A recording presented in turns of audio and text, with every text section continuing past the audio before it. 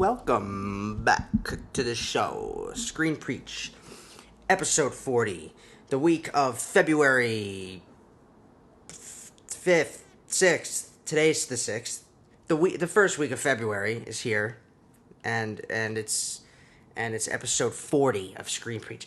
Episode 40, nice number. It also means we're 10 episodes away from our next special, which I told you, if you remember back then, back in the day, earlier episodes I mentioned what episode 50 is. It's the big Marvel one, right? We're going to do a Marvel special, finally. But until we're there, we got 10 more. 10 more, including this one. Newer is new. I like to do the newer movies. Sometimes a little older, but for the most part, whatever's new, whatever's fresh, and it's kind of like I'm reviewing, right? But it's not really too much a review as much as it's just an analysis, just my thoughts. That's all it is. So welcome back.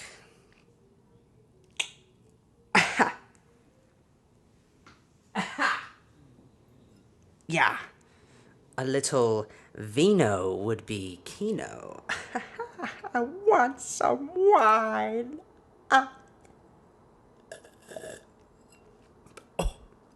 It's not a Merlot. Shit.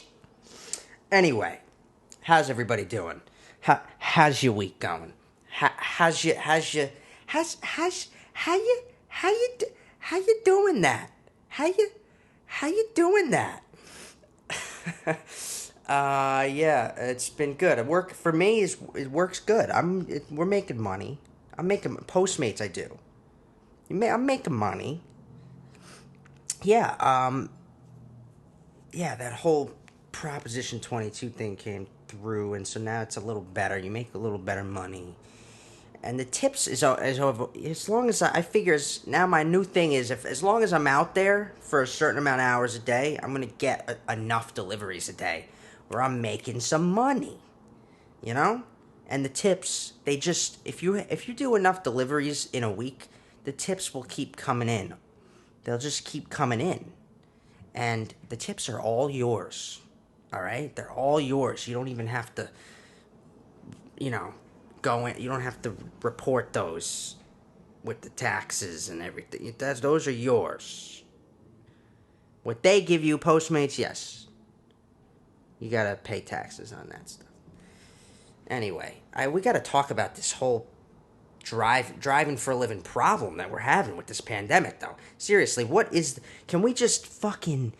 I can't tell you. It's becoming a real problem here. I gotta use the bathroom. I'm out there all day.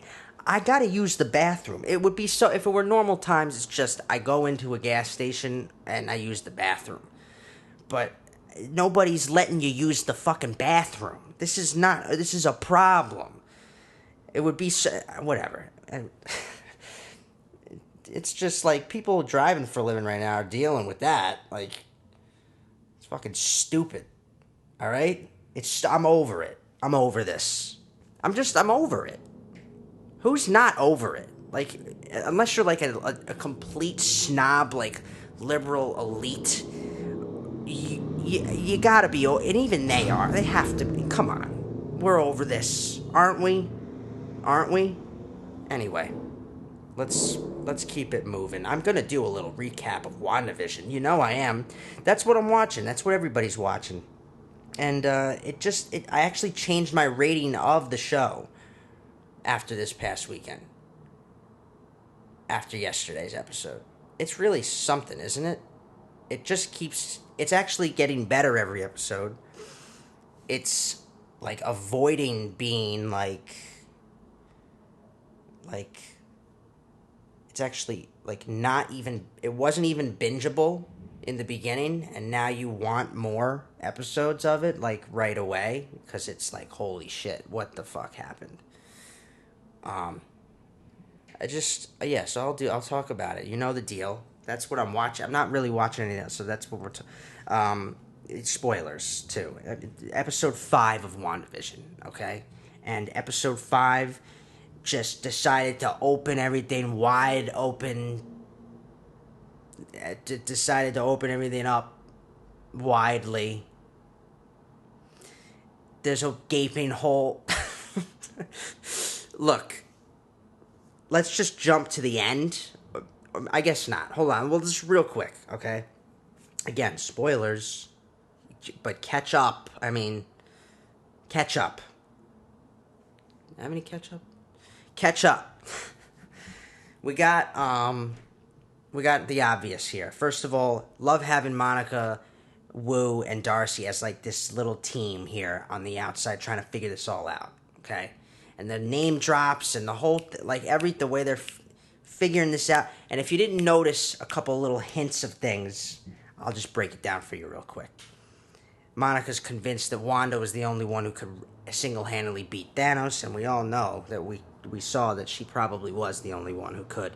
And then Wu says, like, I think Captain Marvel had a pretty good chance. And in that moment, you see Monica, she gets a little salty.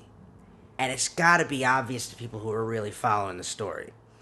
For someone like Monica, she's mad. She would naturally be mad at Carol, okay? Because Carol was like a mentor figure and best friend, like an aunt to her. Best friends with her mom. She goes into space in 1991 or whatever it was, right? And then doesn't come back for 25 years. So, to Monica, it's like, Carol, you abandoned us here. My mom got sick too, and were you even around to see her die? Like, in Monica's mind, Carol has just abandoned the whole planet, too. And that's what I think her saltiness is. Don't forget, too, Monica was snapped away. So in the 5 years that Monica was gone and Maria was dying of cancer, there's a chance, I mean, Carol came back in that time. Carol, that's the thing about this 5-year gap that Endgame gave us. It will allow for plot holes to be filled gradually and naturally. Things, not really plot holes, but things that they can use that gap for. Like Carol probably visited Maria on her deathbed, like for all we know. But Monica doesn't know that, because Monica wasn't here. And now Monica's back, and she's still salty at Carol, and there's a whole character dynamic between the two of them that's going to get fleshed out in the second Captain Marvel for sure. But also the name drop, okay? Not name drop. Hint drop. A hint of something. Whatever. Monica says, I have an aerospace engineer or something, she says, that would love to get involved in this whole Maximoff anomaly situation they're dealing with, or the Hex, too, is now what they're calling it. This anomaly that Wanda has played a part in. Here's the thing: I'm still not convinced Wanda's completely behind everything. I think she's allowing things to happen too. There's another player here. It's so easy right now to be like, this is all Wanda, because she came out of the fucking Westview reality and confronted Sword in this recent episode and just straight up said, leave me the fuck alone. I have what I want. But she's like controlling she's manipulating people, or maybe she isn't, someone else's, to make, that's the thing, I'm not 100% convinced, because she didn't know, she's not 100% sure what's going on sometimes, you know? But she's happier in this fake reality because she has Vision and she has her kids, and what was crazy is that they said the kids are actually theirs.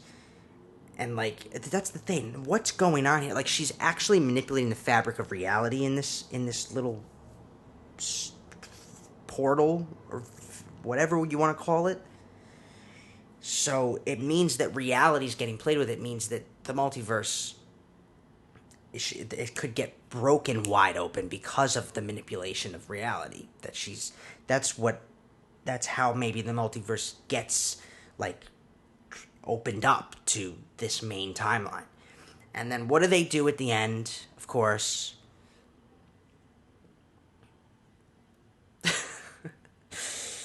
Quicksilver returns, right? Her brother. Remember Pietro from Age of Ultron? Her brother returns, Quicksilver. Except no, not the Quicksilver that you all remember from Age of Ultron. In fact, the actor who played Quicksilver in the X-Men movies, Evan Peters, shows up at the door at the very end as Pietro, but just from the X-Men movies. We get a different iteration of Quicksilver showing up. You just blew the doors wide open on this fucking multiverse thing going on here. We have an X-Men character showing up in the Marvel Cinematic Universe, just like that. Holy shitballs. Yeah, that was the big thing. And now we're like, what the fuck is to give us what is going on here? Could it be just a big tease, or is it real? What's going on? And then, of course, that was funny, too. He's like, who's the popsicle? There was a funny line, too. Like, they're keeping the comedy going, too, in a nice way. It's still funny, too. I don't know. Vision is not appreciating being manipulated, or that other people are being manipulated, and the fact that he doesn't remember that he died, and it's really sad. And, like, this whole thing is, like, traumatic. You're seeing all of Wanda's trauma just, like, building up into some big thing here, and it's really fucked up. And we just want to know what's going to happen here, really.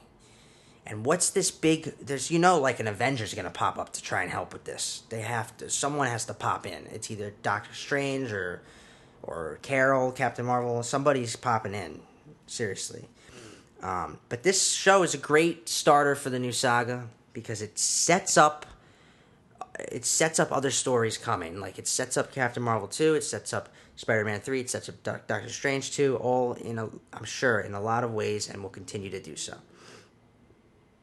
But don't forget, I'm not convinced Wanda is behind everything. Even when she saw Pietro come to the door, it's not like she made that happen. I think she was genuinely confused about what was going on, too. She had no idea. And I think maybe it is that she is behind everything, but her manipulating of reality is causing other things to happen that she's not in control of. That's possibly what it is, too. Yeah. So, I gotta do the recaps. It's great. It's a great show. I also love how when they brought us Darcy and Wu and Monica, they stand in for the audience. In any good story and with any good writing, you need a character who knows as little as the audience does, right? So that things can naturally get explained to both the characters and us. When you have these first 3 episodes that we had, we have no idea what's going on, and there's no other characters around to really explain what the fuck's going on. So we're just completely confused until we have our stand-ins for the audience. Jimmy Woo, Darcy, like they act as surrogates for us because they're figuring it out and it's allowing us to figure it out. And that's just good writing. But yeah, WandaVision, check it out every Friday on Disney+. So, okay. So, news of the week. Let's get to it.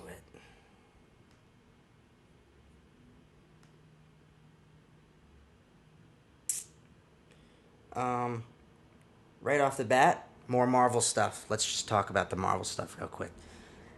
Blade, which is coming. The next Blade's coming in the MCU. I mean, for crying out loud, it could even be rated R for all we know. It could be. Deadpool's happening, and it's in the MCU. I mean, Jesus. There's an official writer for the movie, Stacey Osei Kuffour. Don't know who she is, but awesome. Love movement. Love to hear that. And the fact that I don't know who she is, it's great for her. That's awesome. She's writing a Marvel movie, and that's great. And we're getting a little closer with. I like movement on anything Marvel right now, and anything Star Wars. Yellowstone prequel series in the works. I gotta be honest with you. If this title is the title right now? It's a terrible title. It's called Why 1883.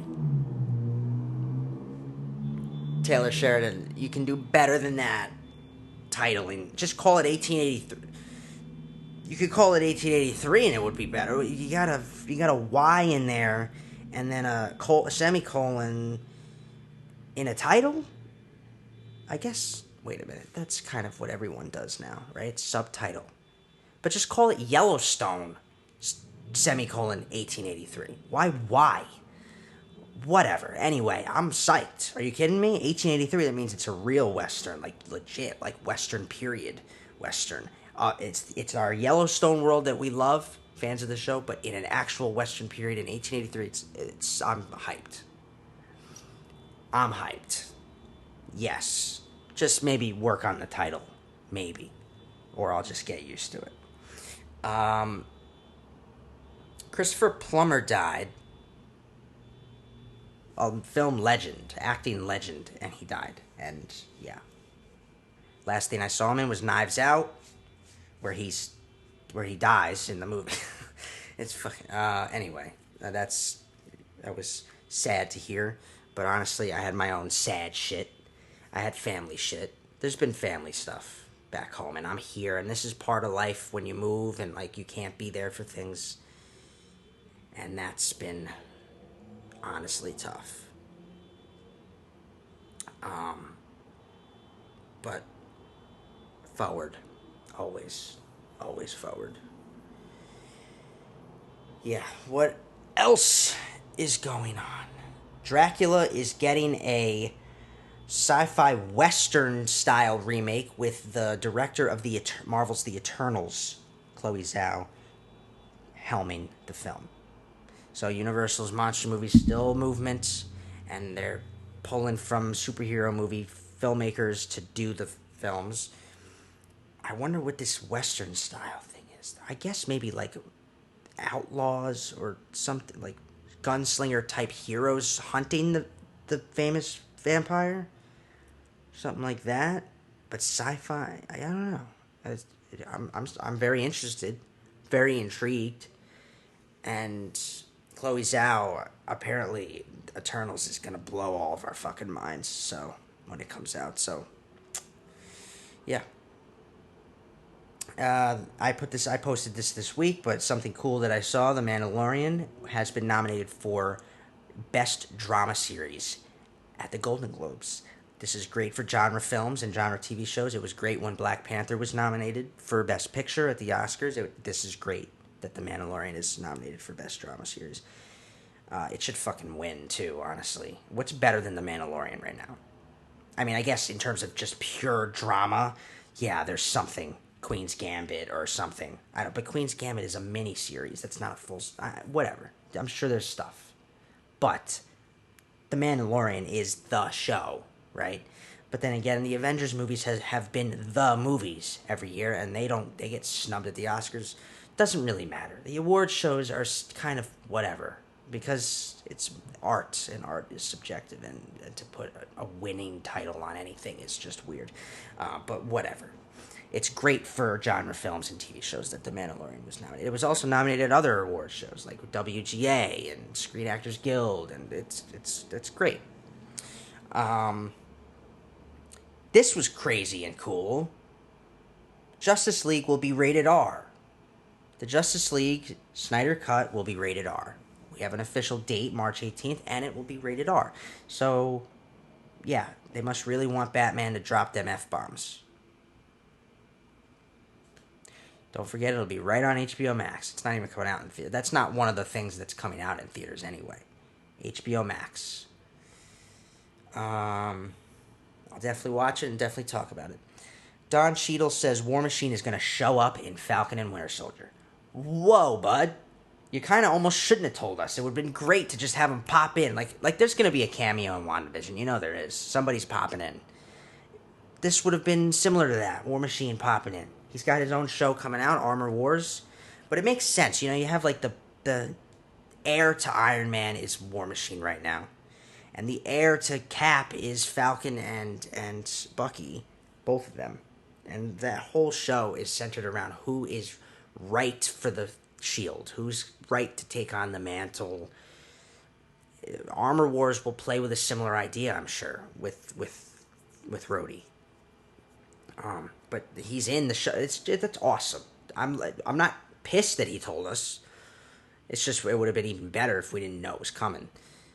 Awesome. War Machine will be in Falcon and Winter Soldier, and that comes out in 5 weeks, guys. I mean, don't forget something nowadays. Now it's a new era, a new saga, and a new era. Marvel, something Marvel related ends, and another something Marvel related starts right after. And that's all year, every year, I'm sure, for a while. And I couldn't be happier. Um, yeah, Jared Leto to appear in Zack Snyder's Justice League as the Joker, so his Joker returning, and they hinted at it again. He like posted a picture that hinted at it. Um, Whatever. We'll see if it's even worth watching, right? It's got to be better. It can't be. I already said this last week. It can't be worse, right? Dustin Diamond died. Screech from Saved by the Bell. Another one. Another. Like that was breaking news. Earliest thing I saw in the week. But also check this out, okay? First, Thor, Love and Thunder set photo shows Thor and Star-Lord hanging out. They have new gear on. It looks dope. But most importantly, Thor is no longer fat. He's back in shape. So, if you had we all were wondering if he's still going to be Fat Thor or if he's back in shape. And there's some retro-looking styles going on here. And I'm psyched. And I guess James Gunn and Taika Waititi have been collaborating on Thor: Love and Thunder, because the Guardians they're all in it.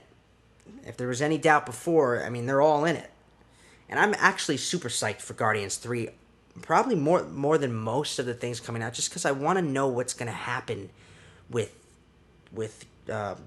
Peter and Gamora, with Star-Lord and Gamora. Quill and Gamora. What's going to happen with Gamora? The 2014 version of her just like ran off in our main timeline, in our main year and stuff. And like she's out there, no longer dead because she's Gamora from another time. Like, is there a way for her to regain her old memories, like, and stuff? Or is she going to have to learn to love Quill all over again? And is that even going to end up happening? Like, I just have questions about Guardians. Like, a lot. I don't know. I'm just looking forward to that one. And that is the news of the week.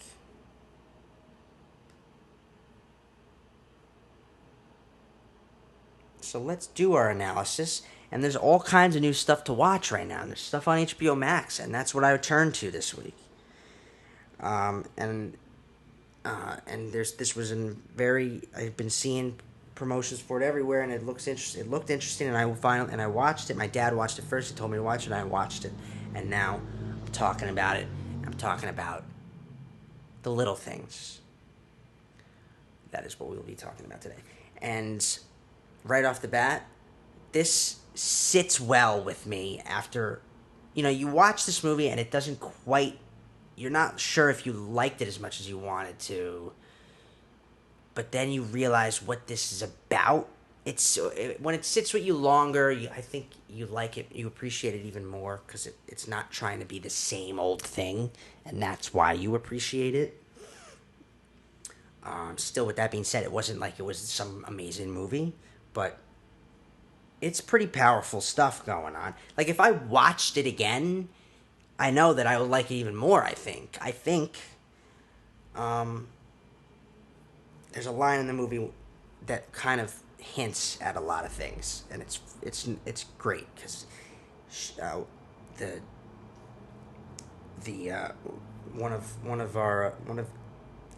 one of Deke's friends from the past, who helped him in the past, says to him, "When I look in your eyes, what I see, it ain't good." And that kind of sums up his trauma, right? And what his dark past was, and it foreshadows what we get. We get a similar kind of situation recycled from Deke's past, something similar to what he did and went through. And this is what this story ends up being about. It happening to somebody else. The line that's most important in this movie is when Deke says, "It's the little things that matter, and it's the little things that get you caught." And I'll talk about why. First of all, right off the bat, let me just say right away that this opening scene It has its flaws and its strengths. First of all, the writers just needed to be a little more creative with how the victim in this scene is stopped. I'm sick of seeing the same old, oh my god, someone's chasing me thing. Let me get out of my car and start running and yelling for help. Just stay in your fucking car and keep going. I'm sick of seeing that. God. But whatever. After you get over that part, the rest is good. There's strengths in what happens next. Because there's a lot of ambiguity that is good writing, okay? Because we don't see how that moment ends, and we want to know what happened, right? So it's automatically a mystery. It sets the mysterious tones it needs right off the bat. Every scene introduces new little things, pieces of a puzzle and present new questions, but most importantly, the story is set up nicely and the stakes are clear. We care, thanks to that opening, but it's the characters we're introduced to that make us care even more. And I'll talk about performances too, but in general, the way we are introduced to the main characters helps us become more invested as we come to know more about them. Seeing Deke, played by the amazing Denzel Washington, in a place of coming to the end of the line kind of thing, the end of his career. And then we have Baxter, Jimmy. We have Jimmy played awesomely by Rami Malek, being that young and up-and-coming detective, right? He's the up-and-comer. This makes for a interesting dynamic between the two of them.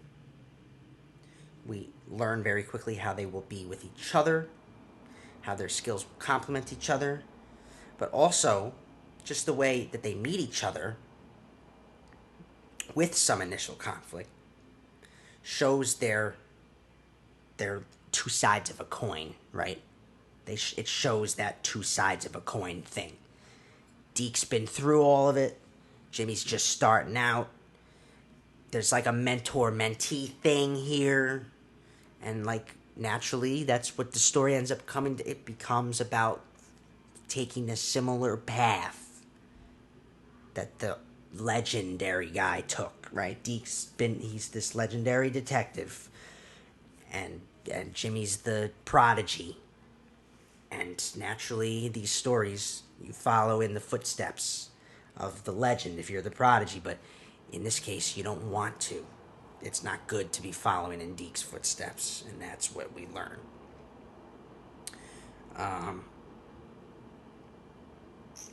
Ultimately, their partnership is kind of it is effective for discovering the truth about this mystery, but it doesn't get paid off. It doesn't get paid off. I'll talk about why. Don't forget spoilers. I don't know why I'm being like subtle here. Spoilers. I don't want to jump that, maybe because I just don't want to jump right to the end. So yeah.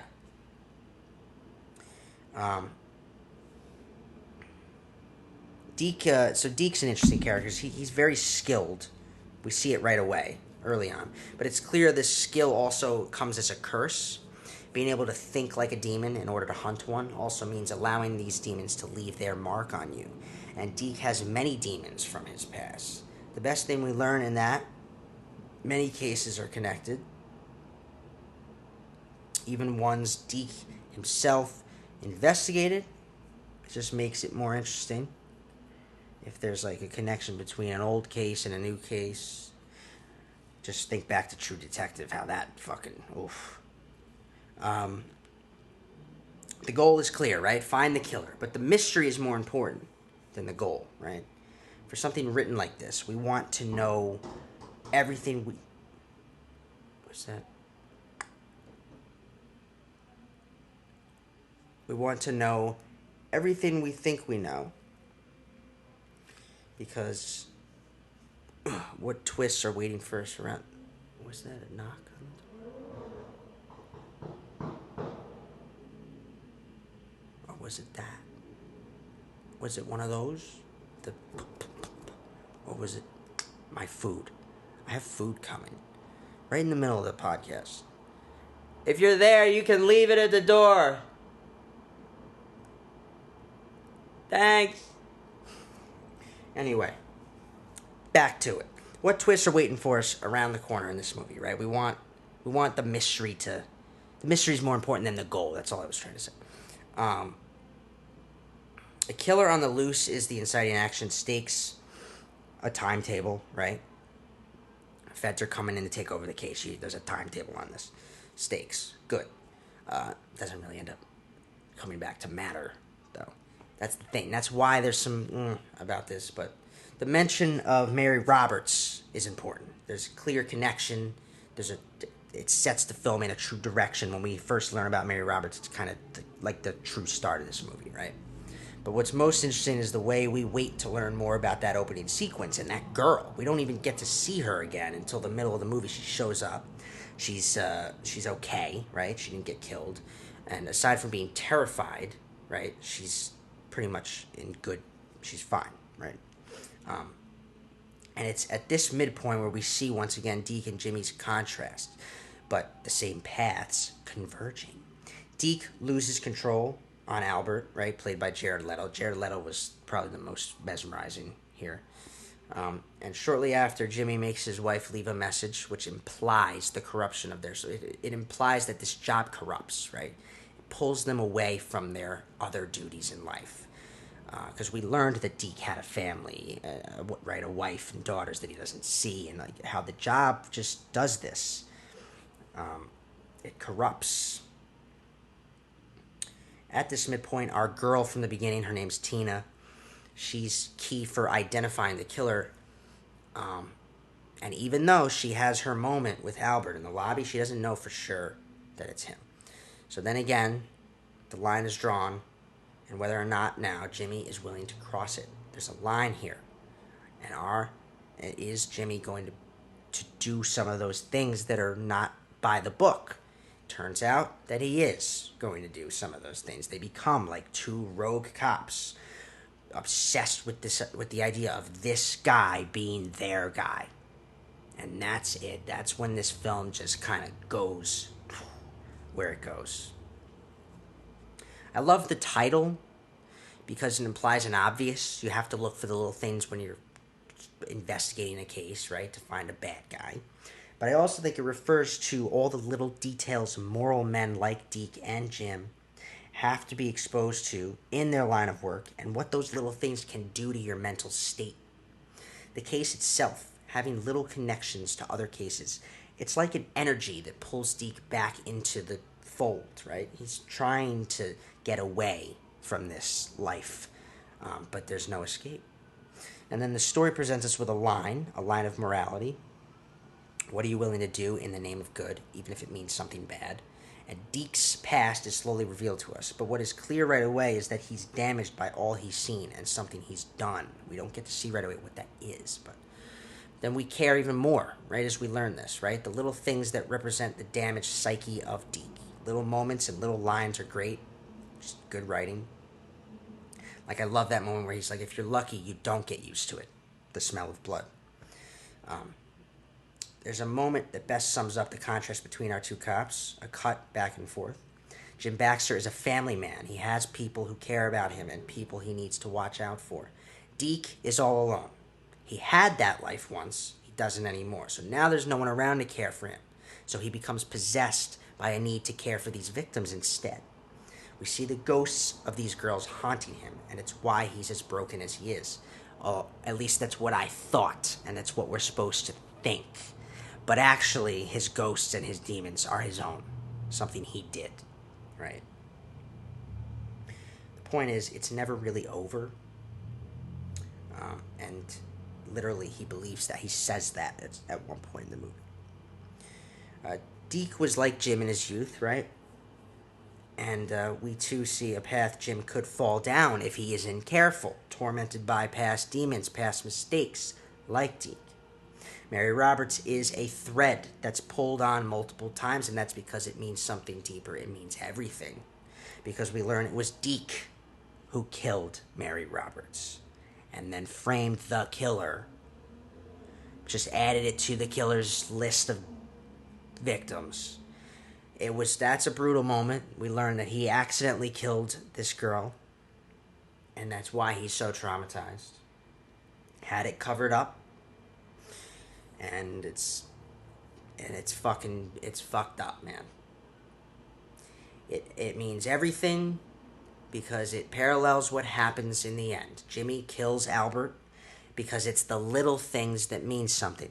Remember here, this is what this really means, okay? In this case, the little things about the way someone looks and feels form an obsession and lead to destruction. We're not meant to find any killer. That's what this story ends up. We're not supposed to find out who the killer is.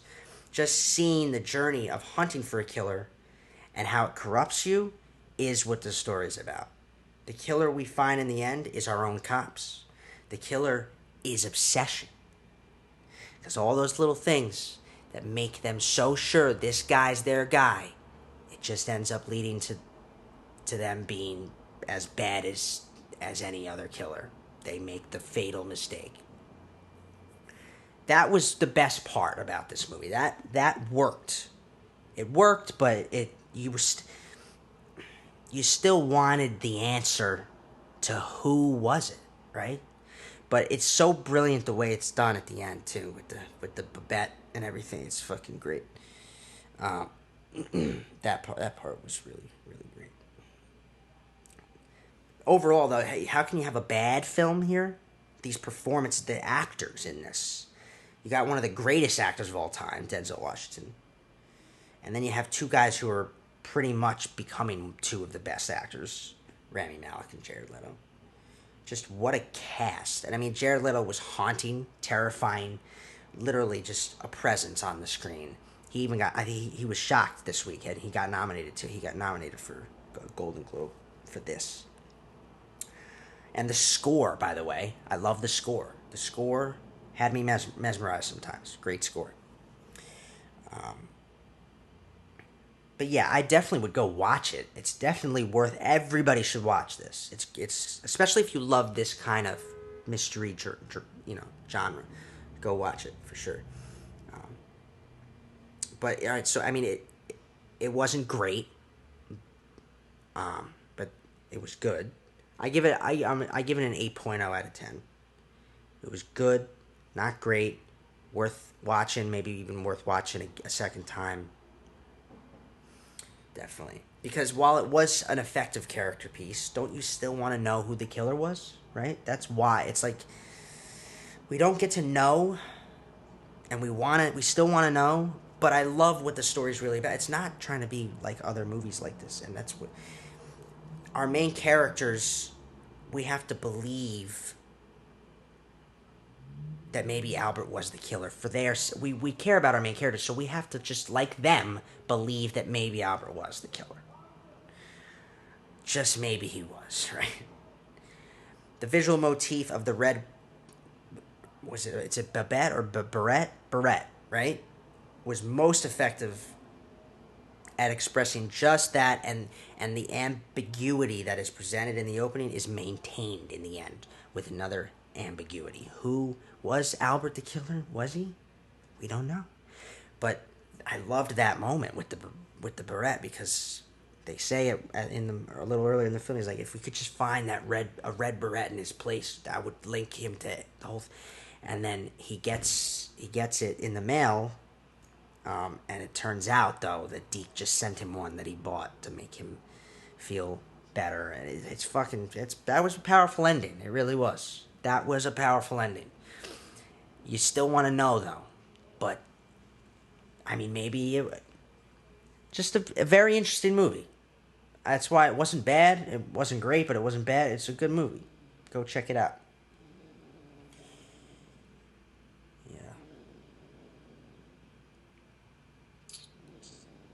All right, let's do our fun fact of the week this week. Keeping it with the same genre, of course. Did you know that the 2013 mystery drama Prisoners, starring Hugh Jackman and Jake Gyllenhaal, originally had an NC-17 rating? Yeah. This film was so hard to watch and so disturbing when it was finally released, and that was when it was rated R. but it was actually much worse, I guess, initially. The MPAA gave it an NC-17 rating, as I guess it was too violent. Producers required Denis Villeneuve to make some cuts to get it down to an R rating. Regardless of the rating, there's no denying that this film was effective as hell and quite fucking good. If you haven't seen Prisoners, definitely go check it out.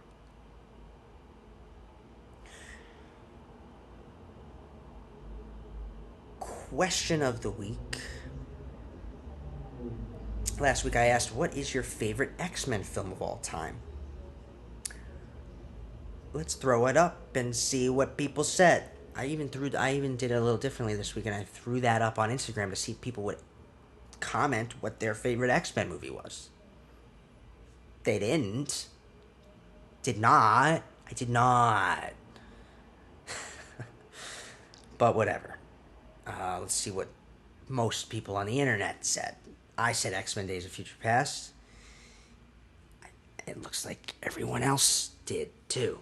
It's hard to pick that one because of how good some of the original ones are good. Let's put it this way though, with the standalones, no, I can't say the standalones don't work. They're actually the X-Men franchise was even better when we had standalones, except for the first Wolverine.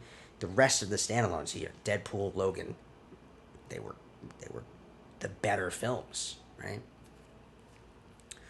But yeah, it's pretty obvious what people said. Let's do this week. Let's do something. Let's keep a sinister feel or whatever.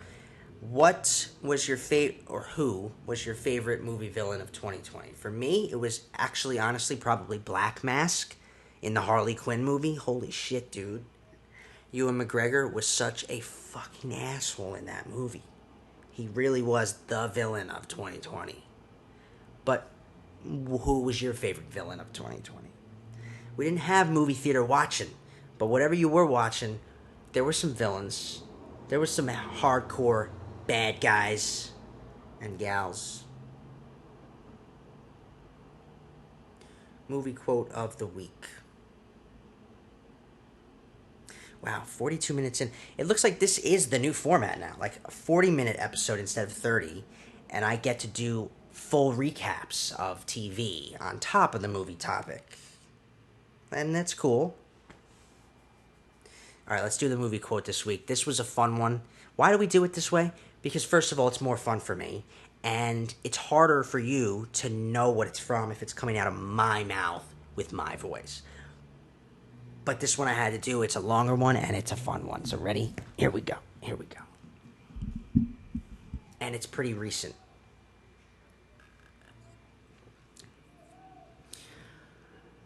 You know what I was thinking about today? I was thinking about them gangs they have down there in Los Angeles. Those Crips and those Bloods. And I was thinking about them laws they came up with to combat those gangs, those Crips and those Bloods. And if I remember correctly, the gist of what those new laws said was, if you join one of these gangs, and you're running with them,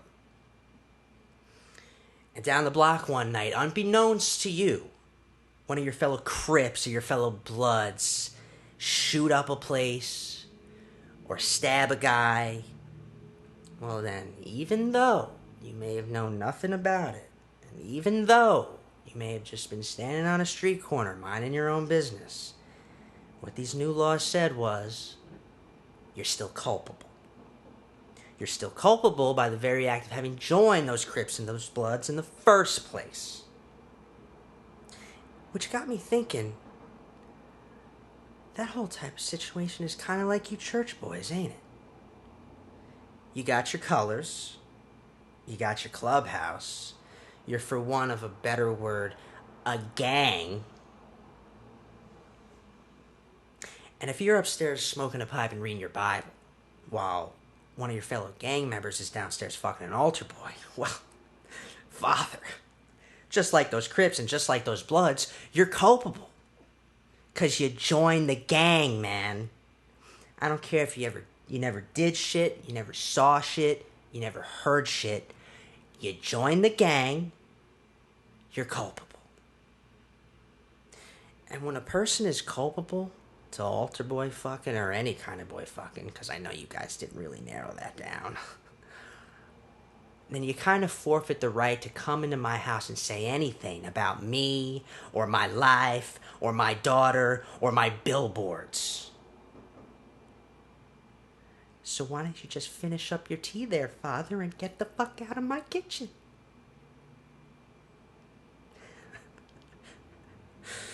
Oh, that's such a great fucking scene, dude. What is it from? Name the movie. It's such a great movie, too. Such a great movie. All right, we're done this week. Great episode. Loved it. Had fun. Next week, come back. I'm going to talk about another newer one that actually came out in theaters, but is now out, and I can watch right on my TV. My TV. My TIV? Can I make that catch on? I'm gonna go watch the TIV. Nah. This week, real quick, on Caught My Attention, Jeff Bezos stepped down as CEO of Amazon. That was pretty interesting to see. But then again, the guy has all the fucking money he can possibly have. What does he need to be the CEO of anymore? Maybe he's going in down a new path now, too. Maybe he's trying to get into politics. Who the fuck knows? All right. You know who I am. And I'm Ben Morganti. And you know who I am. And you can leave it there. Thank you. Wow, that wasn't the knock that wasn't the knock before. That was the knock. So twice in the episode I had to be like, you can leave it there. Thank you. All right. You can follow the show at Screen Preach. Follow me personally at It's okay. He's gone. Okay. Good job. Good. Yeah. She's got the whole spike going here. It's okay. Okay. Follow the show at Screen Preach. Follow me personally at Ben Morganti. Please stop because I'm trying to do the end here and I don't want to hear that while I'm doing it. Thanks. Okay. Good girl. Yeah. Oh, you're so tough. Yeah. Follow the show at Screen Preach. Follow me at DeBenji. Check out my website, benmorgantistory.com. Subscribe to BMS Studios on YouTube.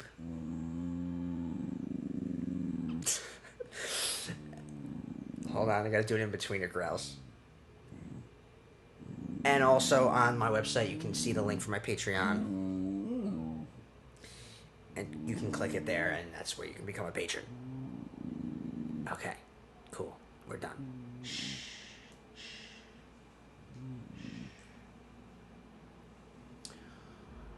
Have a good week, guys.